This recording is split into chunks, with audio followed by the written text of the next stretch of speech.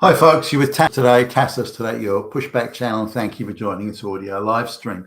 In this essay, I'd like to talk about the causation factors or a number of causation factors for the increase in rents all across the West. Now, we can lay the blame firmly at the foot of mass migration. We don't need to do any rocket science analysis on that. When you've got, in Australia, for example, there's pushing 500,000 people were brought in just over the last 12 months, mostly from India and the Indian subcontinent generally, Pakistan, Bangladesh, and so on, where there are hundreds of millions of people who are busting their ass to get the fuck out of the subcontinent and come to the nice rich West. The rich West is so full of Nazis, by the way, but they're desperate to come here. And they're of course putting huge upward pressure on rents and indeed house prices. And if you go into areas of Sydney where they're pretty much all Indian now, that you might as well say they're just a province of India, for goodness sakes. And you go to housing auctions or anything nearby that's for sale, and there's only Indians there that are bidding on the business, bidding on the house or the apartment or whatever. But I just want to look at also the issue of how Indians or people from the subcontinent live communally and the effect that has on rents, and how unscrupulous real estate agents, acting illegally, by the way, are in cahoots with local councils and local government to artificially pump the price of rents. Now, I guess there's two things to look at here, but this, let's look at an Indian family in sort of just outside of in the outer suburbs of one of the big cities. Now they're living 14 people to a one-bedroom dirt hut, the dirt floor and the whole thing. 14 people. They've got no light. They've got no running water. They've got no gas or electricity. They got nothing, and that's how they're living there. And of course, a lot of those sort of people are coming to Australia and or the West, and they're not all like that, but many of them are. And when you're bringing in hundreds upon hundreds of thousands every year of these people, then this is and with all sorts of labour hire scams, all sorts of educational scams used to even bring out more people, again, which the government knows about, the Western governments know about, but do nothing to stop, given this is what the globalist thing is. The globalists are telling these governments that report into the globalists, these governments don't represent the people, for goodness sakes. These governments say, you will bring in shitloads, fuckloads of brown and black people into the West. That is, you will do it. And of course, we'll give you a waterfront mansion in return. We'll look after you, but you will do this. It's not an option here. And if you don't do what we want, we'll just get you out of the way. All of you will suddenly find that you've got, hundreds of kilos of white powder in the middle of your landroom seconds before the police come in the door, or little tiny waif women will go, he tried to rape me. We'll ruin you. We'll fuck you. You'll be nothing. You won't even be shit. So you do what the fuck we tell you to do. And you bring in hundreds of thousands, millions upon millions of these immigrants, legally, illegally. We don't give a shit, but you're going to do it. Is the message the globalists, or the instruction the globalists are giving. But coming back, so these people are living 13, 14 to a one-bedroom, a one-room grass hut. So when they come to the West, let's say Sydney, if they're living 13, 14, 15 people to a one-bedroom apartment, then to them, this is a big step up. They've now got running water, flushing toilets, electricity, heating. They've got the whole, cooling. They've got the whole nine yards. The things that they could only have dreamt of, they now have at their disposal. So living, 15 people to a one-bedroom apartment, it's just like it was, and the apartment's even bigger than the one-room hut they had in fucking India. So then it's a step up. But let's say they all work as part-time pizza deliverers or something like that, and they're making, they're on the minimum wage, the minimum hourly rate, but there's 15 of them that are working as pizza delivery boys. Now maybe they're only getting 25 hours a week of work, but when they pool their money communally, they're actually doing all right.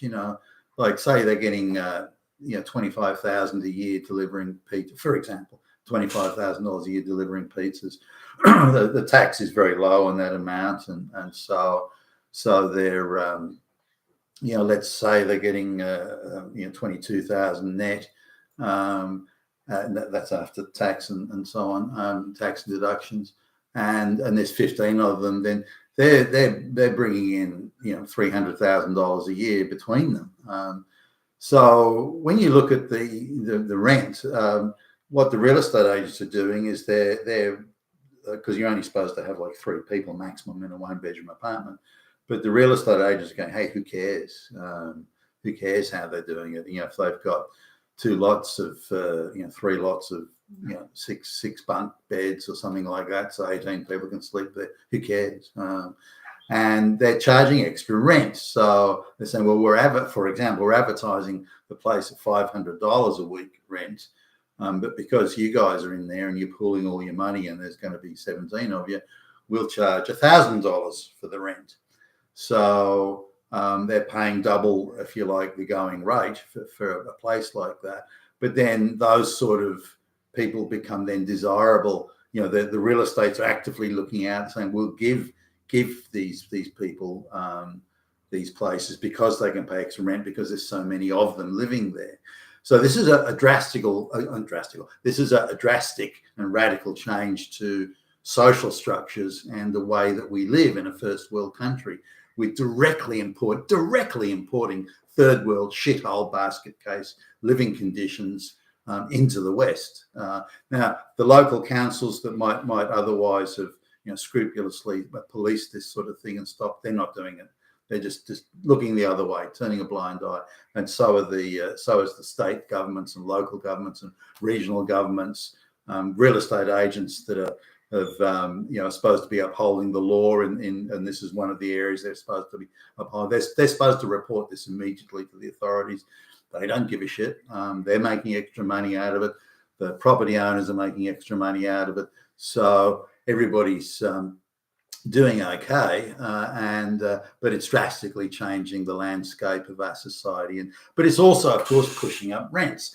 Now, this means real estate agents and people with properties to rent are now keen, if not motivated, to rent the property out not to the local white mum, dad, and the kid, but to rent it out to these communal living groups of migrants, be they illiterate peasants, and their only job they do is floor sweeping. And now, of course, these migrants couldn't live 3 to an apartment because they just wouldn't generate sufficient income to be able to pay these sort of rents. But when they're living 15 or 20 to a 1-bedroom or 2-bedroom apartment, then they can afford these sort of rents. But until there's a crackdown on this sort of communal living, this imported communal living, this illegal communal living, until that, I don't think we're going to get any sort of reality, if you like, or intrinsic value back into the rental market. Now, on top of that, a lot of the Indians are buying property, or Chinese for that matter, it's not just Indians, are buying property for the sole purpose of backfilling it into a labour importing scam. So they'll buy the property, an apartment in Australia, and they're bigger offshore investors. They're the rich Brahmins and Communist Party generals from China and so on. Then they're importing, under a scam, under an alleged skilled worker scam or an educational scam where they do a 6-week, beautician course or some bullshit, and they're putting all these people, the peasants from their own country, they're putting them in these apartments and so on, and then using the apartment as an investment, and then deducting very substantial amounts of the wage for the legal minimum wage from the peasants they're importing. And so they're giving a few bucks a week in their hand and then taking the rest and saying, well, that's payment for your accommodation. And of course, what this means is that artificially inflates the price of houses, because these people aren't getting the houses or the apartments to live in. They're using it as a wage reduction, slave labour tax evasion scam, and it's fucking huge. It is widespread. Even when you look at people like, say, the Pacific Islanders that come to Australia, they live. I mean, there's a 3-bedroom house only a few miles from where we live, and there's a sort of a multi-layer family of Pacific Islanders living there.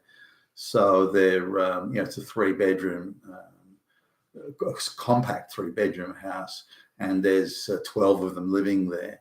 Now they're all labourers and street sweepers, that sort of thing. They're interesting that they have children without, they procreated like 14, 15 years old in these places, which is not how you do things in the West. So you've got a 28-year-old guy with a 15-year-old son, and they're all living together in the one place. So even in that, but again, if the real estates and everyone was doing their jobs, which they're not, given that standards and objective standards and merit have all disappeared out the fucking window, then these people are allowed to live that way, and they just couldn't afford to come to the West and live as we do. So they have to import their third world habits and live as they do, even after they've come to the West. I mean, the implications of this, of course, are enormous for, societal cohesion and so on. You've been a Tacitus today, your pushback channel. Thank you for listening.